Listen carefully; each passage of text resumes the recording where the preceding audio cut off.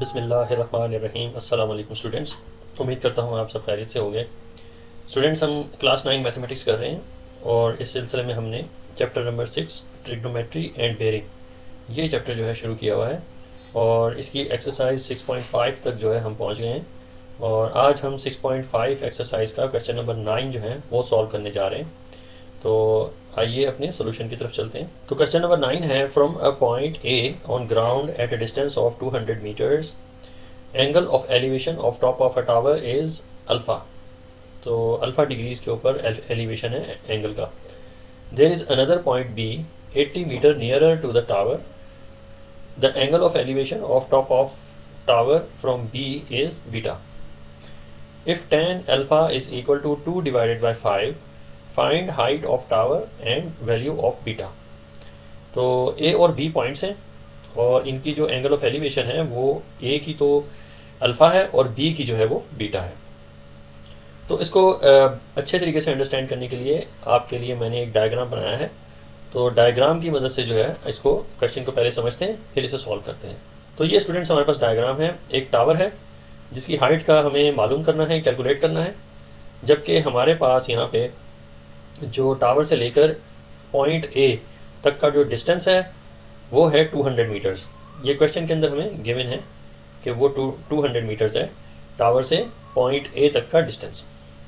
तो मैंने इसको ब्लू लाइन से जो है वो शो किया है, ये 200 metres from point A to tower. और इसके साथ ही वो कहते हैं कि एक और पॉइंट बी है जो कि 80 मीटर करीब है पॉइंट ए से, यानी एक पॉइंट बी है जो कि पॉइंट ए से 80 मीटर करीब है टावर के। तो यहाँ पे थोड़ी सी कन्फ्यूजन पैदा होती है स्टूडेंट्स को, लेकिन मैं इसको दोबारा से जो है इसको रीफ्रेज करके लिखता हूँ कि 80 मीटर नियरर का मतलब ये है कि 80 metre nearer to the point A, nearer from point A से 80 मीटर करीब है पॉइंट बी टावर से। तो लिहाजा हम यहाँ पे जो है 80 मीटर लिखेंगे। 80 मीटर जो है करीब तर है पॉइंट बी जो है टावर से। तो ये इसका कहने का मकसद है, ये मतलब है इसके कहने का। तो अब जो है हमें डिस्टेंस फाइंड करना है from point B to tower. तो पॉइंट बी टू टावर जो है इसका डिस्टेंस हम फाइंड कर लेंगे। तो पॉइंट बी से टावर तक का जो डिस्टेंस है वो हम इस तरीके से फाइंड कर सकते हैं कि 200 मीटर में से 80 मीटर अगर हम माइनस कर दें तो हमारे पास जो 120 मीटर है वो पॉइंट बी से टावर तक का डिस्टेंस निकल आएगा। तो 200 में से 80 मीटर को माइनस करेंगे तो हमारा आंसर आता है 120। तो हमारे पास जो डिस्टेंस निकल के आया वो है 120 मीटर्स पॉइंट बी से लेकर टावर तक। तो अब स्टूडेंट्स हमने जो है टावर की हाइट फाइंड करनी है।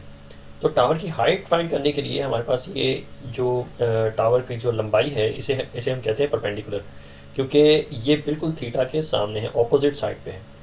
तो ऑपोजिट साइड पे जो लाइन होती है थीटा के या कोई भी अननोन डिग्रीज यानी बीटा के, तो इसके ऑपोजिट पे जो भी लाइन होगी वो परपेंडिकुलर कहलाएगी और इसके एडजेसेंट जो भी लाइन होगी वो बेस कहलाएगी। तो हमें ऑलरेडी ये रेशो गिवन है क्वेश्चन के अंदर कि tan alpha is equal to 2 divided by 5।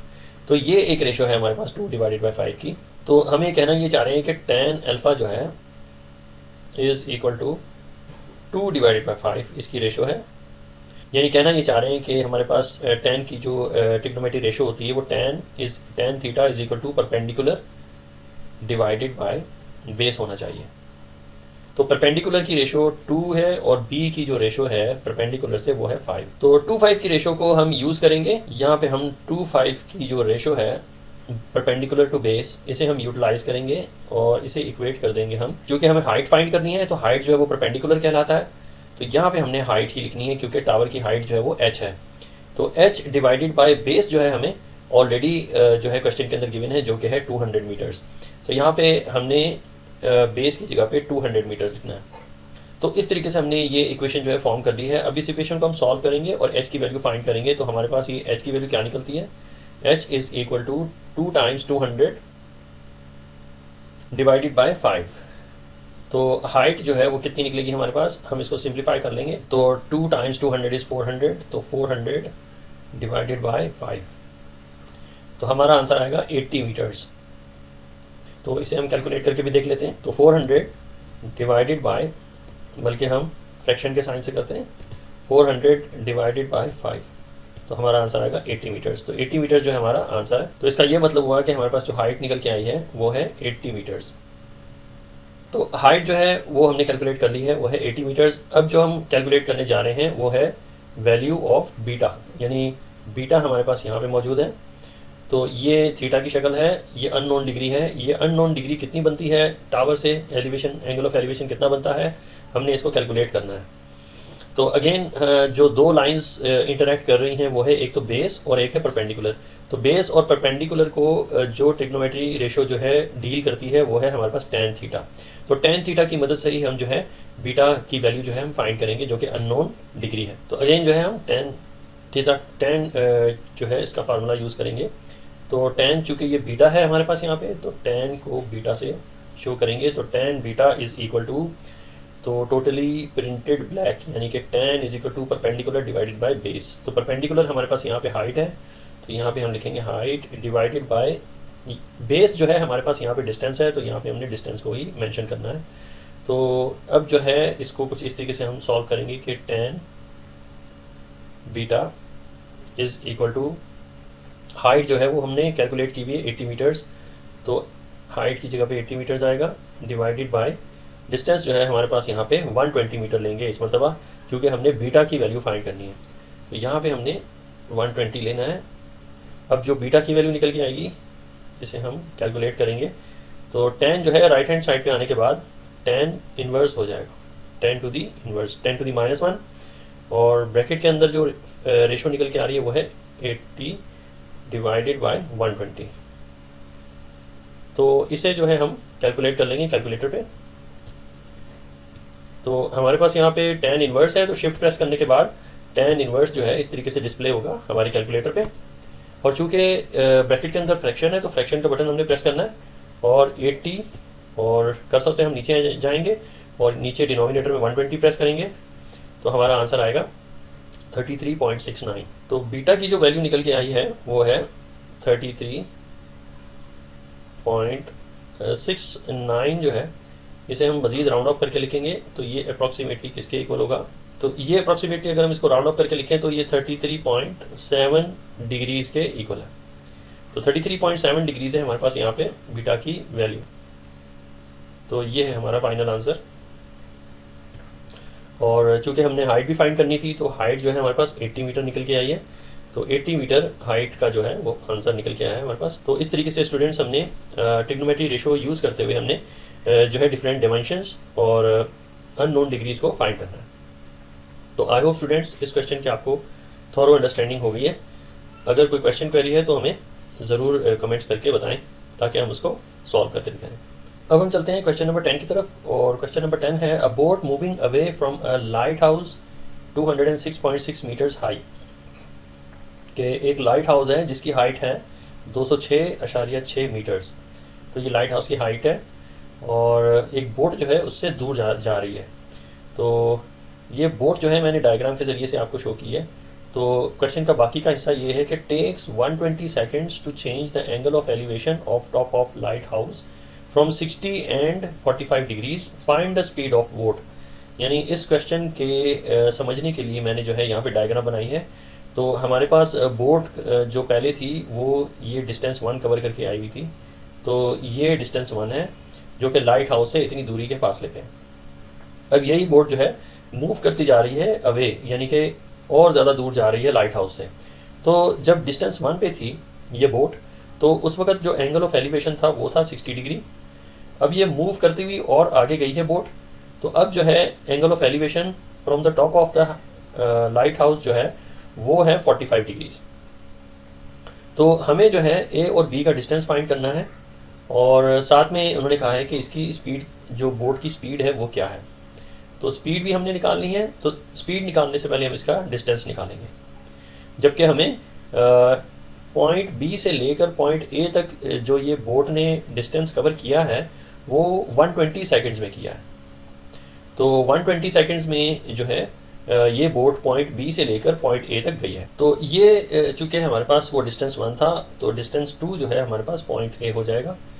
तो अब जो है हम इसे सॉल्व करेंगे, और डिस्टेंस फाइंड करके इसकी स्पीड जो है फाइंड करेंगे कि बोट की स्पीड क्या है।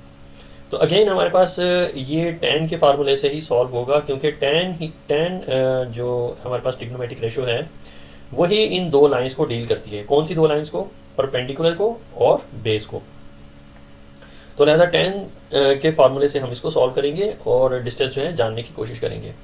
तो हमारे पास यहाँ पे है tan, तो थीटा जो है वो गिवन है, और सबसे पहले जो है हम 45 डिग्री का फाइंड कर लेते हैं कि क्या इसका डिस्टेंस है बोट का from the bottom of the light house. तो tan 45 और according to the ratio perpendicular ऊपर और बेस जो है वो नीचे होती है। तो परपेंडिकुलर जो है हाइट की शक्ल में है, और हाइट जो है हमें गिवन है क्वेश्चन में वो है 206.6। तो यहाँ पे हमने लिखना है 206.6 डिवाइडेड बाय परपेंडिकुलर हाइट जो है हमें पता चल गई, हमने यहाँ पे लिख दी, और बेस जो है हमने फाइंड करनी है। तो बेस जो है डिस्टेंस की शक्ल में है, तो नीचे हम लिख देंगे डिस्टेंस 2। चूँकि हमने 45 डिग्रीज लिए हैं तो लिहाजा हम डिस्टेंस 2 लेंगे, जो है इसका डिस्टेंस पॉइंट ए तक का। अब जो है हम डिस्टेंस 2 फाइंड कर लेते हैं। तो D2 जो डिस्टेंस है वो कितनी की दूर है हम इसको कैलकुलेट कर लेंगे। तो D2 is equal to 206.6 divided by tan 45 जो है 1 के इक्वल होता है, इसे लिखने की ज़रूरत नहीं है। तो डिस्टेंस जो 2 है हमारे पास जो निकल के आया है वो है 206.6 मीटर्स। तो स्टूडेंट्स हमने डिस्टेंस फाइंड कर लिया है। पॉइंट ए से लेकर टावर तक का जो डिस्टेंस है, लाइट हाउस तक का जो डिस्टेंस है वो है हमारे पास 206.6 मीटर्स।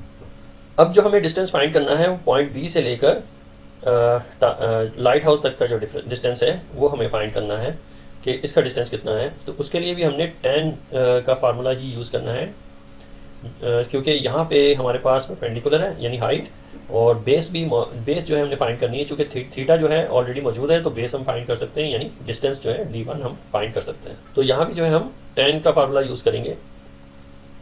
तो tan चूँकि थीटा ऑलरेडी गिवन है विच इज़ 60 डिग्री, तो tan 60 इज़ इक्वल टू हमारे पास यहाँ पे परपेंडिकुलर यानी हाइट जो है वो 206 है, तो लिखेंगे हम 206.6 होल डिवाइडेड बाय, और चूँकि हमने डिस्टेंस 1 फाइंड करना है तो यहाँ पे हमने डिस्टेंस 1 ही लिखना है।